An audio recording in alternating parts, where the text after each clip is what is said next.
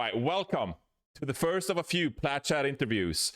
We're in a bit of production hell because the Plat Chat producer Solomon is out for a couple of weeks. So we decided we'll do some player interviews before Stockholm. And for our first interview before Stockholm, we got Rakattack and TR33 joining us from NRG Shock, and Jake is here with me as well, of course, through the interview. Also, we're joined by Infected in the background, who is currently streaming. So if you're wondering at home, like who that is behind the scenes, it's Infected. But we can't do anything about the Infected, can we, Rak? We've tried. Kick him out. Cancel the stream. He's gotta grind. Well, he was watching some replay codes. I don't know if he's doing inspecting for cheaters or reviewing his own gameplay or what's going on. But yeah, so if someone's being loud, it's Infected. It's all good.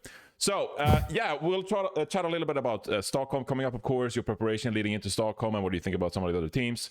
But I guess I want to start like big picture and just talk about the year that's been so far and what it's like been like competing. This is a new system this year. So just big picture, like what's it been like competing in Overwatch Esports so far in 2024, starting with you, Rak? I mean, it's been fun. It's honestly like, besides, you know, not being paid as much as OWL, stuff like that, like definitely it's more like worrisome, and then I made it work by jumping to Collegiate. You know, you can fill in the gaps there, but I feel like the most annoying part for me was just not being able to like tell what like games and stuff were. Like a lot of people, like with the Overwatch League, it was like a huge season. Everyone would know what games are when. But then, like, my mom's constantly messaging me because she watches everything. She's like, "Oh, when do you have a game? Oh, like, is it this time? Is it this time?" I'm like, I don't even know. Like, I'm just playing like back-to-back games. But it's been overall pretty fun still. What about for you, TR33? Yeah, I mean, I agree. I think the format right now is a little just like splotchy. Like, you don't know exactly, especially for like fans. I feel like it's hard to follow like specific games. And obviously I wasn't able to play for half the year, but I'd say also like I don't know, just like you feel like you have to like stream and like do Collegiate and all this other stuff because you don't really know like what's gonna happen with it. So you kind of just have to do all this extra stuff to be safe, because it's not like OWL anymore, where people are getting paid like minimum wage salary and like you can do this for a long time. But yeah, I mean, it's been fun. Like the LANs have been fun. I think that's like the biggest thing that carries Overwatch nowadays. Is just the LANs are always good. Yeah, I agree with that. I mean, there is a lot of competition. Jake, feel free to jump in at a time. Yeah, but yeah, I guess one thing I'm curious about for you guys' perspective is format right now. Like the top teams is like you skip over a lot of it, right? Like there's a lot of the format is like qualifier for like all these different teams. Realistically, if you're a top team, you play that, it's like not really sure you're or like win enough to qualify. And you're not playing that stage. Would you guys want to have more like one thing I thought of as like a sort of a solution to this, not a full solution, have more one-off tournaments that aren't actually or quote OWCS in this circuit point ever, but just like more one-off tournaments to get a few of the top teams playing more, just for the fans to be like a lot of the stuff the fans want to watch is like, you know, like the top few teams clashing, regardless of whether it's a bigger format there. So I'm curious if from the perspective of at a high level, like qualified to, would you guys want to play in more one-off tournaments, just like a, you know, 2 days play for a moderate cash prize, something? I think it could be cool, but I think that's kind of what like Facer League's doing right now. Yeah. But at the same time, like, I don't know if it's implemented like improperly, but at least for us, it's like the EWC qualifiers, like of course, like everyone wanted to be in that. But then after that, it was like, which we also asked for, because it was like annoying that we had to only play best of like first to twos, because it was kind of like unfair for that high stakes. So we asked for best of fives, and then the next season it was like not a lot of money, and also like during EWC, during the off season. So I think it was just like, I'd like to have them fit really well, but even for the next Face League, I think it's like season 3, it goes into Stockholm and after Stockholm. So it's just like, I feel like it's just weird timed, but like if it was like a 1 weekend thing instead of like multiple weeks, of course, like I'd jump in as many tournaments as I could. Yeah, I think it's just like an incentive thing. Like I think definitely having those tournaments is good and having like the top teams like play each other more often, but I do think that like especially like teams like Toronto, they're just not gonna bother playing that because like they want their breaks. Like if there's not a lot of money, it's just not worth it for them. They'd rather just take a break and like reset for the next big tournament. Yeah, they didn't even play season 2 or 3. Did you play season 2 at all? Oh. No, you didn't. And so we've been kind of like prioritizing Collegiate instead. Obviously, we both play for Winthrop, and that's, you know, a good venue as well. But it feels like when we talk to a lot of North American pros, they're just like, yeah, OWCS is one thing, and then you have to compete in Collegiate as well, and, you know, pursue a degree or whatever if you'd like to. But Face It kind of is this like side thing that if you're on the higher end like Toronto and NRG, like you're not even playing at this point, which is a bit of a shame because if Face It League was kind of on par with OWCS, or like you would like promoted on the main Twitch channel officially as like an Overwatch tournament, I really think that would complement like the current ecosystem quite well. So it's a bit of a shame, I suppose. I think it's definitely possible. I feel like they're in like the right direction. And then like when we said to them that like we weren't gonna play in season 2, they were like messaging us, like trying to ask us why, trying to ask us like what they could do to help it. So I think like there is definitely a world where they could make some good tournaments. But yeah, I mean, my thought is like, it has to not be. Obviously, anyone who's going to Stockholm is with that. No matter what your turn or something. So my thought is like the calendar has to be like these tournaments shouldn't be fighting each other for the same players. You know, it should just be like more separated back to back, like with a shorter time scale. Than I think one of the challenges for the Face It League that I've looked at is like, you know, there's a lot of sort of like the regular season matches before playoffs, and that means it's going to be a lot of days of the calendar that are like match days, and or like you know you have to be committing to be part of this for like a month or two versus something that can be run in like a shorter time scale, like one weekend or 2 weekends in a row.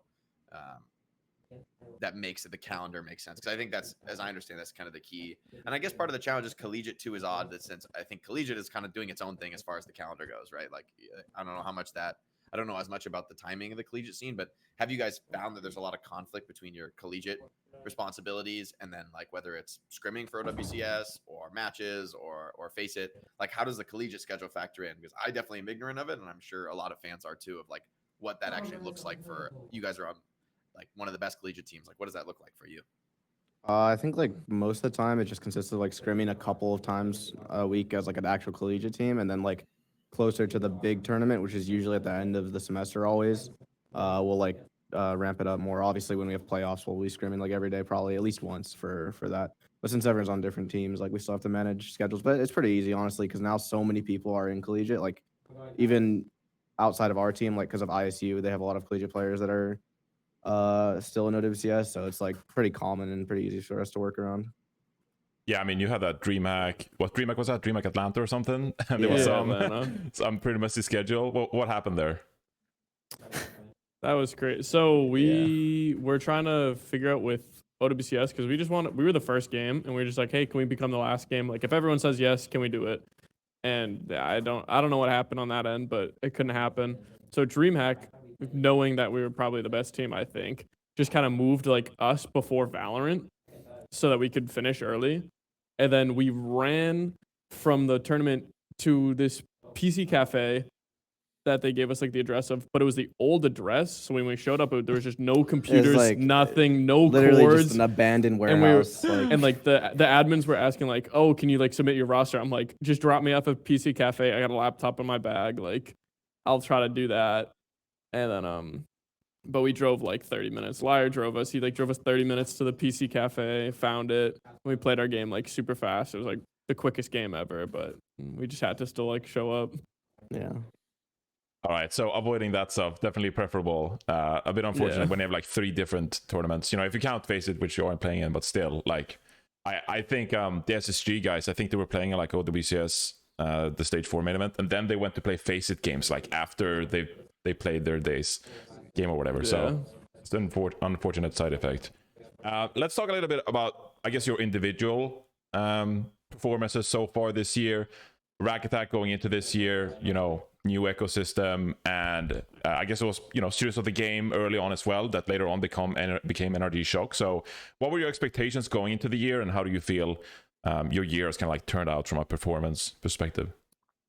Not gonna lie, going into like the actual season of the year, I had pretty low hopes because it got to, like after Owl, of course, like I didn't win them, I didn't win that much or at all, but I went into like the off season just kind of streaming and like I didn't really take the Flash Ops turn. It was like the whatever tournament like that serious where like some teams like that was when Timeless had like Yeah. their stacked roster before Toronto, and I just kind of like did it with like a friends team, like friends streamer-ish team.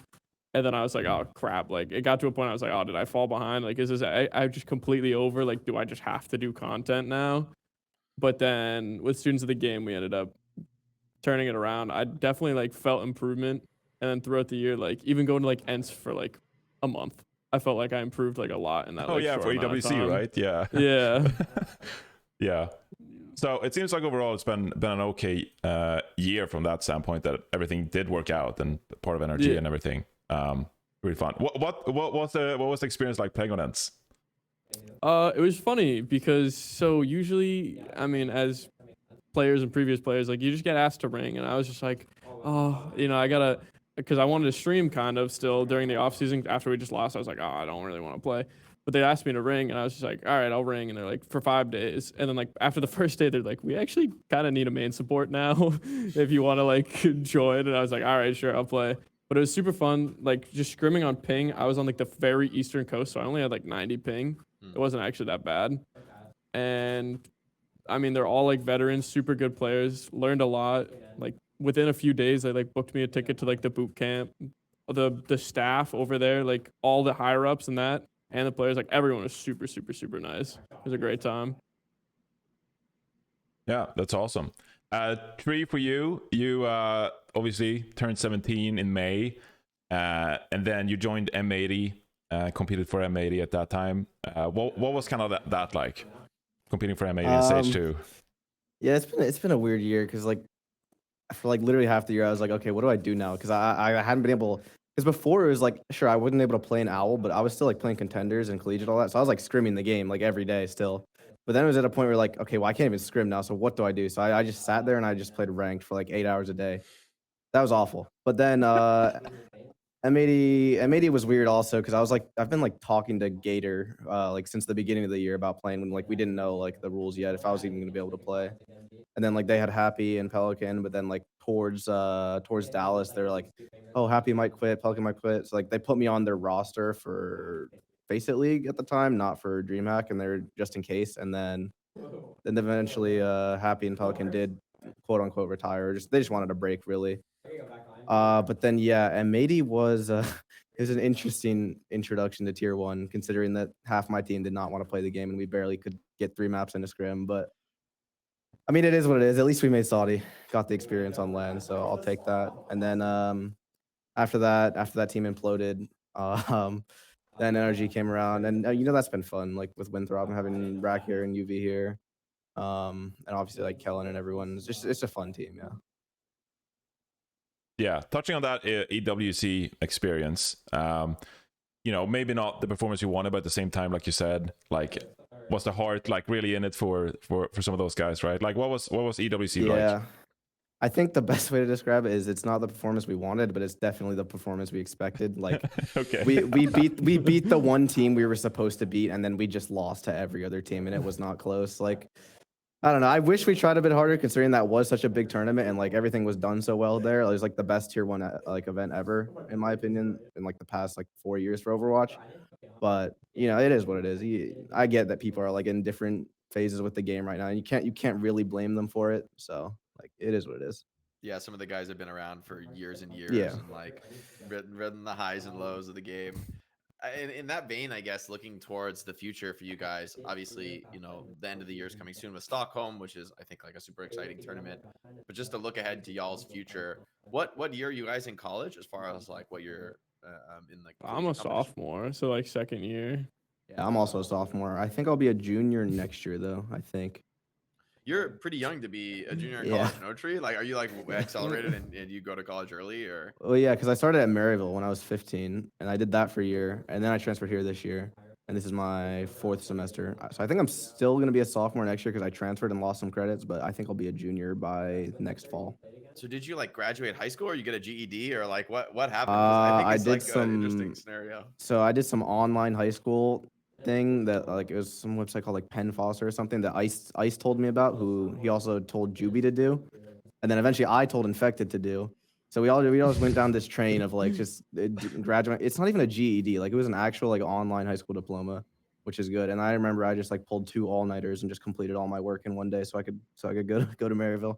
So you kind of like more or less test out of high school and go to college and Yeah, pretty much.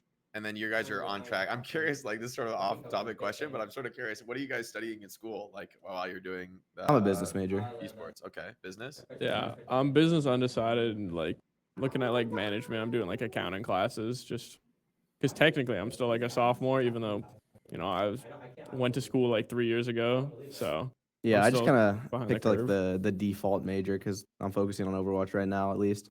But yeah, it's like the basic major. I feel like everyone picks. Yeah. That's fair enough. So, and you guys looking forward to the future of Overwatch? I'm curious. Like, obviously, there's a lot of unknown about the competitive scene and things like that. But how do you guys feel about the game right now, and like your motivation when it comes to whether it's grinding ranked or scrimming or competing? Like, where's your honest assessment right now of like your personal thoughts, state of the game, positive or negative? I mean, I'm just curious. Do you want to go, Tree? It's like here and then it's there. You know what I'm saying? Like, start of this year we had like Maga meta, and I'm just like, okay, well they kind of fixed that. Like it took a little bit. I wish they would stop waiting till like mid-season patches to hot fix these type of heroes, but eventually it came. Maga meta was over with, and I was like, okay, surely we got the one bad hero out of the way, and then Juno meta came. I'm like, it's just it's all right, but at the end of the day, like I feel like as a pro player, you just get used to these things. I do think like one thing about this year that has been like really, really good for the scene is like every pro player has just started grinding streaming. And like there's been a lot of that and like a lot of content like within the pro scene specifically, which is something that like I feel like Owl never had because it's I feel like Owl like you didn't necessarily need to do that. And a lot of people just didn't want to because of it. And now it feels like people actually need to if they want to like continue playing pro. Which I guess you can say is like kind of a bad thing that like they have to do it, but I still think it's like very good for like the connecting like the casual to the pro scene. Yeah, I mean, we kind of talked about that when Overwatch League first kicked off as well, that players couldn't stream or like they couldn't stream during the Overwatch League, and I don't know if that was the same thing in the very last season as well. Like last year, you were not allowed to stream when Overwatch League was on. I remember like being in like these weird situations where I'd have a really bad sleep schedule. I'd be up to like 4 and streaming, and someone would be like, Apex on. I'm like, oh, and I gotta end my stream. Yeah. Like they wouldn't like really insane. care, but like if I wanted to follow the rules, like some people would stream through it, but like I was just like, oh man, I had to get off. And then I remember having to like tell, I forget who it was. There was like some Korean tank streaming, and I think it was like Kalios, and like Secret rated him. And I was like trying to like tell him, I'm like, you have to end stream, like, because we all just ended streams. And he was just like so happy that he got rated though. It's like, I don't So care, I think he I'm went going. through it. Yeah, I think it's a good point that this year, if anything, because of that reason as well, being able to stream more and like get your voices out there and make more content and stuff. Like it's been really nice to like the scene is like you get everyone's opinion and everyone's perspective because there's just more content out there. So it's been nice in that regard for sure. Yeah, I agree with that. So that was one of the things that Overwatch League perhaps didn't do too well in that regard. I think it just gives the scene a lot more like personality. I feel like Yeah. there's a lot of big personalities in this game. I feel like that went underappreciated, I guess, in Owl, but now that everyone's like allowed to stream all their match days, it's just a lot more fun to watch, honestly. Yeah. I think there's a lot of pro scenes and esports that have kind of realized it's super important to like have as much overlap as you can between the content creation, streamers, tournaments. I know like a couple years ago, I had a lot of fun playing in some of those like they're like flash ops tournaments where it's like a mix of streamers, but they like capped how many pro players you could have on a team. So the teams are actually pretty balanced. Yeah, and that's like the one thing I think is like kind of hard right now for like just main OWCS, like the stage events, because they're like not LANs and because like you don't even have people's webcams on. Like it feels like kind of just very bland to watch. But like that's why I feel like a lot of people just like co-streaming their matches and get a lot more viewers that way. But yeah, obviously we don't probably have the budget to do like LAN events for like just stage tournaments or whatever. So yeah. Yeah, it's pretty unfortunate. We've been trying with the webcams as well, but apparently there's like some logistic issue. Like that was what was so nice about the Overwatch League is that that you had the organizations, you had all the licensing and like all the terms and everything that like mandatory webcams, mandatory all this interviews and all that stuff, right? But then you have certain situations like stage 4, and I won't mention names here, but like we're trying to get an interview with a team and they just like kept leaving like the Discord or vMix or whatever you guys use like before we're even to ask about an interview. So we just straight up didn't interview like a team during the stage because like they just left. Like we couldn't get them to like come on the broadcast, right? And so whereas in the Overwatch League you have that, of course, but anyway, that's besides the point. I kind of wanted to chat about the meta because I think you brought up the meta, the Mauga meta and stuff like that. Now we have Brig Juno. I'm a little surprised that they didn't hit Juno more in the patch notes because I guess it's the same meta still. They nerfed their primary fire a bit, but I was looking at like, it's the most basic thing to ever look at. I remember looking at it like years and years ago, but like overbuff, I was checking that and it was like Ana had like a 6% pick rate, which is like pretty high. Like that's like the second most. And it's like 9 for Juno. And then you go to GM, it's like 15% pick rate with the highest win rate across like everything. And I think 15 is like almost 100% playtime, right? Yeah. Like 20% would be 100% playtime. Yeah. Since you can only one hero can only be played 20% of the time in a 5. Yeah, I will say it is definitely wild. kind of crazy that they didn't nerf her harder because I feel like usually like when a hero like this happens, they Blizzard I feel like was very heavy on like buffing off of like and nerfing off of like pick rates and like rank statistics. So I felt like they were gonna like hard nerf Juno to be honest, and then they like kind of did nothing. I feel like especially like her ult and her speed ring are like the main problems, and they looked at the left click, which I think I don't know. They didn't look at that ult. That ult is it's something. Yeah, they probably left it because like the new bundle, it's a new hero, like Yeah. the new My Hero Academia stuff. But like I've always seen it as every single character since Lifeweaver has been good because I think they just dropped the ball with like Lifeweaver that they never want to have like a bad release hero again. Well, I think Because like part of it everyone is, else has like, been meta. You don't want to release a new hero that nobody plays because it's not. Yeah, good, no, it's like that's Lifeweaver's so bad. never It played. has to Like, impact the game. Like it's one thing for an old hero to be like weak in a patch, but if it's the new content and you basically can't use it if you want to be good at the Yeah, because I game, feel like it's when a new hero comes out and like pros start playing it, if the character's like not like obviously very good, they're just gonna this character's bad, and then because they're gonna stick to what they already know. Like if a character like Ana came out and it was like only okay and like you could substitute it in somewhere, like people just stick to Ana because they've been playing it for years. They know how to play that character. But, like it could actually be good. It's time will tell. But if something's OP, you can just play it right away and just roll. Yeah, I think Venture was a really well balanced character like on release. Maybe slightly overtuned, but like really marginal. And just the nature of DPS heroes also is that they never rarely do they like turbo break the game. I guess Sojourn is probably the strongest DPS that's maybe ever come out in terms of like on launch. But even Sojourn, it's like, yeah, maybe she's the best hit scan, but supports and tanks have that propensity to be like, actually, we're gonna just force like a new strategy that relies on this one character that changes the game. Yeah. I think that is kind of like just doesn't do anything. Yeah, I think that is kind of a problem with like supports and tanks right now. Is like they're too. There's not enough heroes to be honest. So like people have very specific ways to play the characters, and like I don't know, DPS heroes, you have like a lot of heroes per role, and it's like you can substitute like a Venture, a Genji, a Tracer, an Echo, like all infrastructure, and they kind of do the same thing, or like a Mei, but they just do it differently. It's like I feel like you don't necessarily have that as much for supports because there aren't as much characters, and the new ones just haven't been out for as long. So you just gotta like wait for new releases and just hope that the category kind of like fills out. I mean, hopefully, yeah. Yeah, I'm definitely in a spot where like I really don't like playing Sigma, but I'm just forced to lock Sigma on a couple of maps, and that's ranked live. So it is what it is. I'm surprised that Orisa also didn't get touched. Like I'm surprised she got like no nerfs or anything. I don't know if it's just like pro play that is like Orisa, you said? She's so dominant. Yeah. How much like, do you she think didn't that get is a single nerf. Orisa, and how much do you think it is like the background of like Brig Juno? I don't know. I think Orisa just like overall is like just a strong hero. I think like, it's Juno most of the- personally. I think it's all. Well, I Juno. think Juno definitely like is a stem of it, but 'Cause that character can cross the map in 2 seconds and like dip in and out of a speed ring. It was like Diva meta, honestly, like at the beginning of this like ranked season. But it's just Diva that doesn't die and also just does a million damage. I think they need to nerf her fall off, honestly, and like that's it. And then just nerf Juno, and I think she'd be pretty balanced. The Orisa fall off, you mean? Yeah. Yeah. Yeah, I when think they, Races also has that great utility against the enemy Juno. Like you can actually, if you do hit the spear, you probably could just full kill Juno. Hard to do, right? But it's possible. Or you could like spin in the ult or spin in the enemy's ult. Yeah. You're so tanky, you can actually fight into some of those support ults without like just vaporizing. yeah. Yeah. How do you feel about how do you just competitively then? You might not love the current meta, but like from a competitive standpoint, how would you feel, you know, if this was the meta going into Stockholm? Would you rather wish that there, you know, there were some patch changes in between, maybe gave you a different look? You know, what would be the best meta for NRG Shock?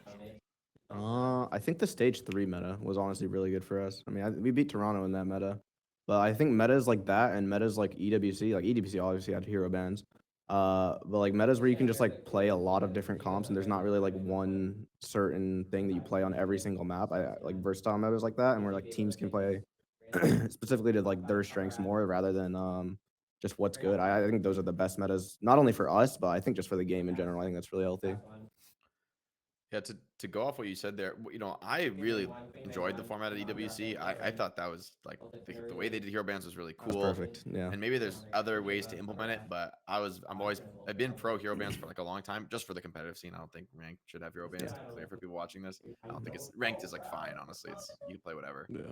But like the game's pretty balanced in the sense of historically that was not true in ranked, where there was like one comp that was broken and everyone plays in a ranked. I feel like hasn't been true for a while, at least in ranked. It's still true, obviously, in competitive to an extent. But how do you guys feel about the prospect of hero bans outside of EWC, like in the general format? It's something that I personally am interested in. I would want to see hero bans in like OWCS, whatever. But I was kind of hoping they'd sneak it into like Stockholm. Like I don't want it in like Swiss, like maybe like the top 8 like stage bracket, like not groups either, because I think there's like so much like variability. And like when I was on Ents, you know, like Crimzo would literally be like drawing stuff up for like ever on a board about like, oh, if we go against M80, for example, we lose first map and we do these bans, then they're gonna look to do these bans. Then like if we win though, then they're gonna try to do these bans and those bans. And like if we ban this, they can't ban that. It's just like it's like so much work that I think like it should be for like very important tournaments if it's done, which I really did like it also. Yeah, I think it's good, especially now where Overwatch has been out for like 7 years. People like know how to play the game on like every map, and like they know what comps play. It kind of makes it boring, to be honest. I think this like this being introduced, it like changes. It doesn't really change how like maps are played, but it changes how teams play them, and it opens up like a lot more possibility and like different styles per team based on like their strengths. I think that's something that'd be really cool because yeah, Koreans are just kind of better at dive, and you're never going to beat them. But you bring in like a hero ban on Winston, and suddenly you can play Reinhardt on Dorado with the elevator, so anything's possible. Yeah, go on, Have you Jake. guys been playing the map reworks, by the way, and like thoughts on any of those, what we've seen in like those recent releases? I know I was able to playtest them a while ago, and I was pretty excited because I thought it kind of fixed some of the most there's parts of maps that we've adapted to over the years. You like know how to play a certain map, but it is like, for me, is like deeply flawed. Like I think maps like Dorado, it's like I know how to play Dorado, the old Dorado, but it is like messed up how you're supposed to play, you know? Like, I don't think we've scrimmed Dorado because I don't think it's in the map pool, right? Yeah, Oh, only maybe not Circuit first Royales in the map pool. okay, Yeah. okay. What do you think about that circuit? Circuit, I think there's probably less Cool. crazy changes than some of the other Yeah, ones. it's just kinda it like was a lot of rooms. it's niche, to be honest. Like the only thing that I really think mattered is the first point changes on like the actual first corner. Mhm. Like you can kind of play like more cover, but I don't know. It's like kind of the same map. I think Havana. I played my first Havana yesterday in a ranked game. That map feels exactly the same. I won't lie. It's just like some angles are a bit better. 'Cause there's like more cover, but I yeah. remember I showed them that angle on Havana where you can be like in the staircase looking at the first spawn.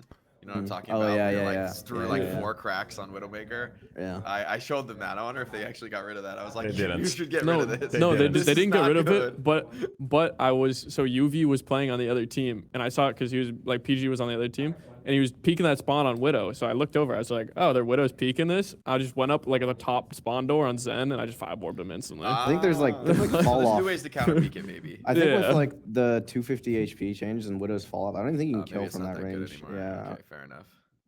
but yeah. Yeah, I I definitely think it's did a lot of notice like it, quality yeah. of life. Yeah, I mean, because I played like an overtime Havana game, and the enemy team decided to try to spawn cap with Ryan May, and we just took a bastion up to the high ground and they just fell over. Oh yeah, I guess it's- that's the only thing that is different. Is like you can break that the first spawn. point hold. spawn camp was a little too good. That was like one of the Yeah. last spawn camps in the game that was like really worth doing. And then there's the window as well on the high ground that blocks like the middle window or something like that. And I think there was mainly a problem in like lower ranks that like people could just spam them that choke, and it would be super oppressive in like metal ranks and stuff like that. That's what I heard anyway. So I guess they put a window there. But yeah, I'm looking at the map pool, and otherwise there's no Numbani, which also got some big changes. I don't know if you guys played Numbani, but Yeah, I kind of wish they like put more on the maps. That was like one thing. I was like, oh, there's so many new map reworks, and we got like one. Yeah, it'd be Like I fun to kind of see wish a they just couple like of snuck those. Numbani in there, just for like even promotion of the game, like just Yeah. to look at the new stuff. I've played Numbani a couple times in rank. I actually think it's good. I think the first point changes are good. There's a lot it's a lot easier to attack that high ground now. I feel like you don't have to go like the long way around coast, and then all the way up the mini, and then all the way up their high ground where they can just turn around and shoot. There's like this closer staircase now. So I think those are good, but I don't know. I haven't scrimmed them, so it's hard to say. Numbani does feel really fun. Like when you walk Yeah. out of the door, you're like, oh my god, I'm already here. Yeah. It's like it's just so fast and spawn. Yeah, Numbani has like this insane part of the map that no one has ever used for any reason. Like in the Yeah. old Numbani, you come on a spawn, there's like a whole room back there with a mega health pack. I Yeah. didn't see that pack for like 4 years when I started playing Overwatch. I'm like, Yeah. oh my god, there's a pack here. it does feel weird. I think it takes some getting used to the new Numbani, but we'll see. Well, I mean, Dorado's not in the map pool, but I saw the clip on Reddit the other day where it was like you can contest now from the high ground, and I was just Yeah. like, man, Like- Sure, stuff like that. I feel Yeah, like I think it's they'll like fix it. accidents, you know, like Yeah. presumably they don't want that to be a thing, you know, because they fixed that on what Coliseum or Yeah, most of the Colo. places you could do that in the game. They've kind of gotten rid of for good reason. I think. yeah. But the stairs on second, you know, they're pretty strong as well. So we'll see how Dorado plays. But yeah, if you're a Ryan one trick, maybe you'll have a better time with them out. Yeah, I think all these changes are just like quality of life changes. I don't think they really affect like how the maps are actually played. Yeah, the high level you're probably still gonna play the Yeah. mobility characters. It's just less of like. I don't know. Dorado was heinous when you're the guys with no vertical mobility. You're playing like the on a brig. You're just running. Your setup time is 45 seconds. Yeah. Yeah. I guess tangentially to the map reworks, we've had a little bit of time of playing Clash as well. Just kind of curious what you guys think about Clash and how it plays, especially like in a pro setting as well. I think it should be deleted from the game forever. Okay, feel Alright, free to alright. elaborate. Okay, so like, it's just okay. So we play Crazy Raccoons first, right? And it's 1-2, and I was saying that, you know, if somehow we manage to lose first map, we should pick Clash because that gives us a good chance at taking a map there. Because I think that game mode is just, I mean, the third point is like, it's impossible to cap, and it just gives the defenders a free tick every time. It's just too easy for them to come back when you should. It feels like you're winning the game. Like I've had too many ranked games or even scrims, honestly, where it feels like I'm winning like 80% of team fights, but because they get that one extra point in their spawn, which is like always guaranteed for them, it's like they can always just come back. And then they're like buffing it so that it's like harder to. Oh, they nerfed it. No, so Are it's they the, nerfed it? the Yeah, people I actually defending do like take the a new little longer to change. cap, so there's a little bit okay. more time to like look for picks Yeah. on offense. And like or- they made it so like the first tick is like quicker to cap now. So like if you actually push that, like you can get rewarded instead of like you could just literally not go for it. Yeah, I don't know. It's like, I thought it would honestly when like they were describing Clash, I thought it was gonna play more like Flashpoint, which I actually really like Flashpoint. I like mirrored maps like Koth and Flashpoint. I think those are really good for the game, but it's just that last point. I don't know. It's too easy for defenders to just like swing back the game when like it feels like you're doing everything right, and like it's not even worth ulting sometimes on attacking that last point. So I don't know. I think one of the things I was thinking about is like the same way they split the last point into 3 ticks, you could split the second point into 2 ticks for the team who won mid. So there's like more because one thing is I feel when I'm playing is like I've been on the other team side of the map the whole game. We won mid, we keep pushing into their spawn, but we're not really like winning. But if you get at least the second point was worth 2 to 1, and maybe that means the total score to win has to be higher or something to make it like the right game length. But that was one thing I was thinking is like at least be rewarded for capping second more so than, you know, because like once you do like if you cap mid, you cap second, they cap their last, they cap second, and then you're refighting mid, and it's like a completely even game. You don't, you know, you're not really. Yeah, I was thinking like rewarded. also they could just make it so that the attackers have a chance to like on the third point in their spawn, they can cap that third one and get ticks off of it. But I just don't think the defenders should get ticks for like winning that team fight in their Maybe you spawn. just Like, don't get any points. for yeah, the yeah, other. yeah, and then they just get the advantage on second one. I think honestly that would fix it a lot, but I don't know. I'm no dev. Yeah, I kind of agree with you. I don't love the maps either. Like the maps are pretty small, and it feels like you're just playing in the same area for like 10 minutes. Whereas different points on Flashpoint, for example, control us 3 rounds, and you play a payload map, and all the different points have some kind of like difference to them. Whereas like you play like Hanaoka, and you're just going back and forth, and you're just kind of playing on the same spot all the They're time. So very, very small maps.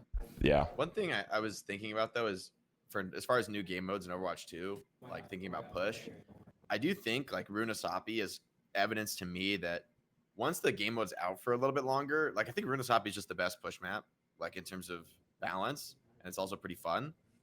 But it's like the least the old problem with like right when push came out was like I remember in Overwatch League, it was like I was just like, yeah, just as soon as we have any lead, we should just stop fighting ever. Like just start baiting on high ground and just play defense with the lead and let them push into you and then wipe them and make more progress. Repeat, repeat, repeat. And then even like Esperanza has like this like wild high ground you can defend from. And I think Runasapi, from watching at least a lot of pro games, it feels like you can come back actually. Like being in the lead is not like 90% to win because you have a big lead. You're like 75 to win or 60 to win if you have a big lead. But the other team, I feel like, does make a lot of comebacks or makes the push close at the end anyway. I don't know what you guys think about Runasapi, but I feel like it gets picked a ton in the matches. I see like a lot of teams prefer it just because they like the map. I think you can also like play a lot of comps on that map.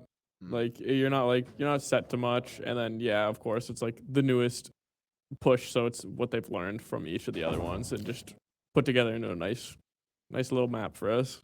Yeah, so I'm curious if Clash could be like if they make a new Clash map in the next, whatever. I don't know how. I know that it takes them a long time to make new maps, but you can go. It's there okay. Could be potential. Get off the camera right now.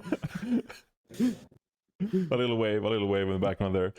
We scheduled this interview for like an hour, so we got 20 minutes left here. Do want to hit like competitively what's been going on, then looking forward to Stockholm as well. But before we get to Stockholm, need to talk about stage 4, of course, and taking 2 losses to Fluffy Dreamland. How did you kind of like reflect on those losses and maybe having a bit of a disappointing finish there in the main event? Like, how do you reflect on stage 4 overall and like lessons learned going into Stockholm? Definitely sucked a bit, losing twice to the same team. But I mean, it is what it is, right? Like we lost, but thankfully Nightmare won, so we still got our chance. So like honestly, I think the best thing for us to do now is like literally just forget about it. Like we've been scrimming like recently, we're changing stuff. I think we're a little bit had the wrong read on that meta. So we've been changing stuff in scrims. I think literally the best thing for us to do right now is just forget about it because we still made the LAN. We should just focus on that now. Okay, that was just like a performance that was just kind of like, uncharacteristic, and like you were just like this was a pretty out of character for us. Like we should do better than this and just move on. Yeah. I think we took like an early read on the meta, like back when it was like Ana and like Diva and Orisa. Like we had like a certain like way we did stuff. And then, as Overwatch goes, the more you play like these comps, the more like super particular they get in like every little niche detail. And then we just like our direction was not the right direction.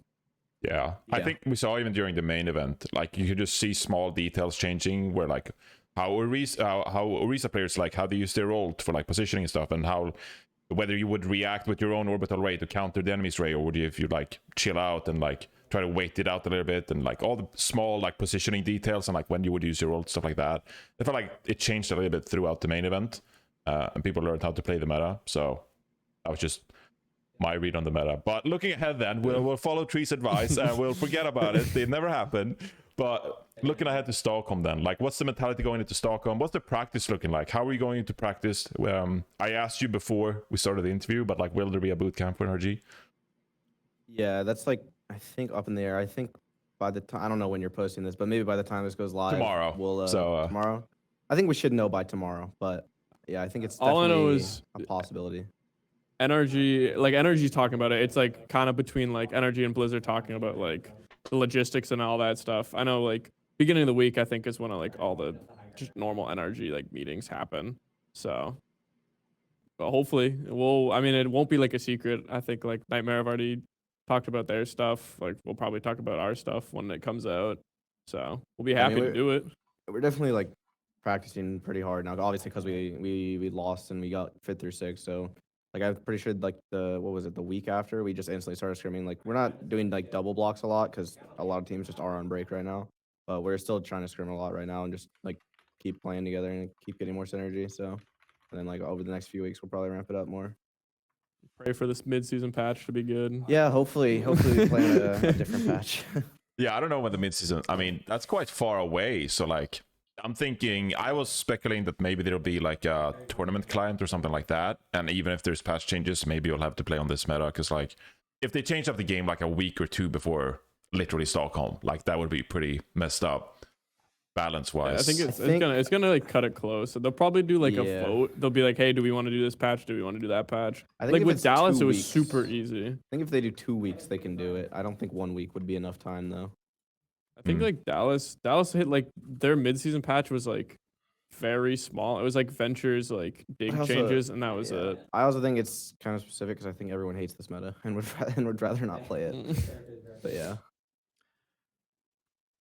yeah. Yeah, it feels like the meta before this had a lot more diversity. Like before Juno, basically there was like a really Dude, the diverse meta was so good in my opinion. Like there was actually like so many comps you could play. You could play your team strengths and win. You didn't have to play like one thing. It's kind of why I really want to see hero bands come to like Yeah, same. all professional competition, because I just Yeah. think the game is balanced enough now where like I don't think the Juno meta is so bad if you played it, let's say like 3 out of 5 maps in the series, because it's like it's the meta, it's the best comp.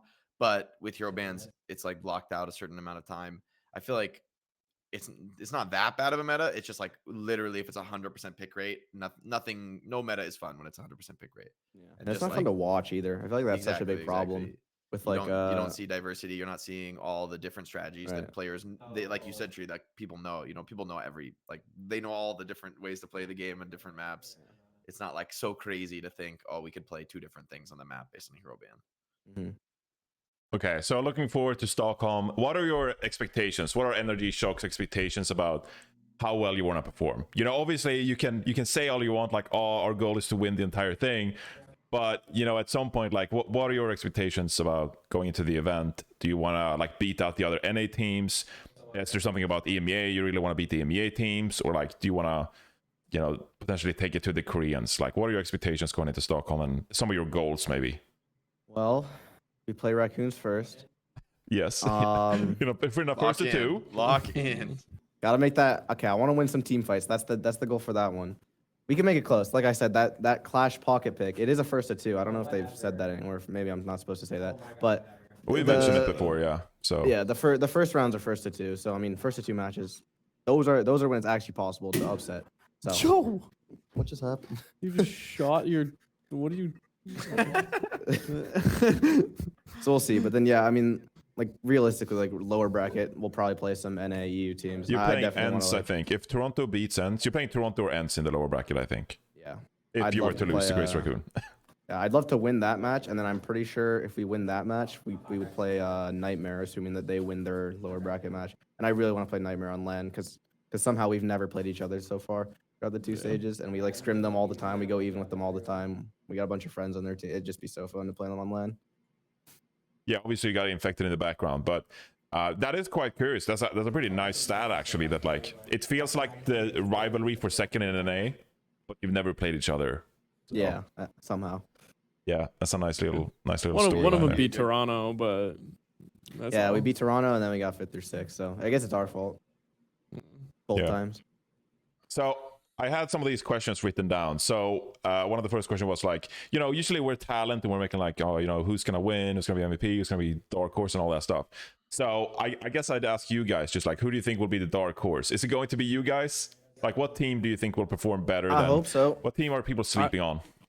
Honestly, well, like I don't want to like toot our own horns, but like also we're third in NA. We got 5th through 6th. Like people hate. This is the second time I've been yelled at for making LAN over ZETA and been flamed everywhere. They're like, why aren't the Koreans there? Why are you here? It's like, your what is fault, what's the bro. It's your purpose? fault. I'm like, all right. So I guess like technically we're the lowest like far. So I think we can still like upset. Okay, yeah, that people. is one thing I'll say. I feel like I get we got 5th or 6th, so people have like lower expectations, but I feel like people are honestly really underestimating us still. Because I saw some like tier list on Twitter the other day for the LAN. They had us like below everyone, like 2 tiers down. It was like just coffee and baby tier, and it was us. I'm like, Damn. coffee. Like we You can gotta set it definitely like straight. beat. You gotta we set can it definitely straight. beat some of these EU and A teams. But yeah, especially on LAN, I feel like we turn up in matches. I feel like we're that type of team. Get our tanks off ping. That's all. That too. Yeah, Have you I guys mean, met like your tanks in person yet, or you guys just all play Nah. online? Well, I assume like if the boot camp falls through, like we're probably gonna at least get them here for like a week. I hope.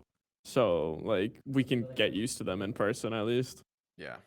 Also, if we don't do that and everyone's boot camping in like Europe, we can't scrim Europe from Korea. Like everyone's gonna have horrible ping and it just won't work. Yeah. yeah. For the rest of the event, who do you think will win? When you're looking at like some of the other best teams in the entire world, like who do you think will win Stockholm? If you If the can't say meta- yourself, of course. If the meta stays the same, I do just think it's going to be Falcons or Raccoons. I don't think anyone's really close to them in this meta. If the meta changes, though, I think it should be Raccoons. I feel like they're just more versatile consistently in like every meta. How I about feel like this is a Chio Fielder type meta actually. Yeah, Like the supports that are like really hard to kill and like Yep. fight with the team a lot. It's good meta for them. how do you feel about Toronto then? Because Toronto got second at the WC. They played in that grand finals, but do you think Toronto in like the right meta could upset some of the Korean teams and maybe win it all? I actually think in this meta, Toronto are really weak. I think they were better in like the EWC meta when they could like play to their strengths and play a lot more different comps. Same thing with like the stage 3 meta kind of. I think that type of meta suits them. But yeah, I don't think this meta is actually very good for them. I think that's why Nightmare is able to like go close to them. I think Nightmare is actually pretty good at this meta. Yeah. Okay. So I was going to ask about Stockholm MVP as well, but we'll kind of see it's kind of like dependent. So I'll change the question a little bit. If you could pick any player in Stockholm that you could put on NRG Shock, so you could pick any player from Falcons, Crazy Raccoon, or SSG and whoever you want. If you could pick one player that just like, I'm leaving my team, I'm joining NRG Shock. You're stealing a player. Who would you want to play on NRG Shock? And this has nothing to do with who's currently on the team. Just like you're just adding a person. You're just adding a player to your team. Who's the best player you'd rather add? Probably take Proper or like Chorong. Would be my pick. Yeah, I think main support's broken. And I think he's insane because he can play like everything so well. Yeah. What about you, Rakattack? Personally, I'm a little biased, and also I'd pick like Knife. Like I think that guy's like a perfect like pocket pick, like DPS. Like he'll learn some random like character and just be insane. And also he like used to play with Attack, and I used to play with him, and we were friends. Like saw each other at EWC. That's the He has real my answer. Yeah. He has my Shock jersey. Like I don't even have a Shock jersey anymore. Hopefully I figure that out before we go to LAN. But like I gave it to him when I was at EWC. Knife is. He's a really nice guy. Yeah. Wow, that was out of nowhere. I did not That's expect. a cool pocket pick. That's character. I appreciate that. Yeah. And he's on Crazy Raccoon now. I was actually like, I woke up one day and someone was like, "Oh, like Knife Rakattack reunion." I woke up, I'm like, "What?" And I like looked through the rosters and I was like, "Knife's on Crazy Raccoon?" And I just messaged him. Yeah, that's awesome. Bit of a throwback there. Jake, do you have anything else here? Because I'm kind of running out of questions here. No. I think we should. I think this is a good interview. We shouldn't force more questions. I'm super excited to see you guys in Stockholm. It's going to be a great tournament. It's going to be fun to see. Like as always with Overwatch LANs these days, it's just like so much hype since we wait a long time to have these big events. So, just thanks you guys for coming on. I hope if there was anything more you wanted to say to the fans, I can open the floor to you. But otherwise, I think we can wrap it up here. Yeah, I'm all good. What about you, I'm Rick? good. I'm good here too. You'll be It's been streaming. good. You'll be streaming for like 4 weeks leading into the event. Where can people watch your streams?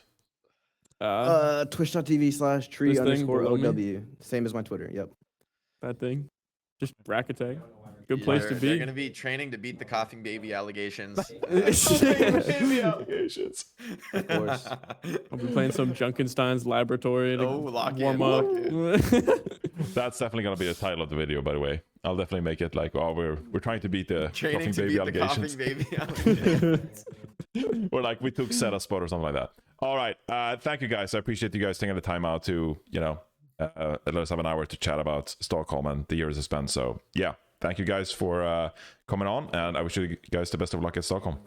Yeah, thank you. Thank you for having us. Yeah, take it easy, guys.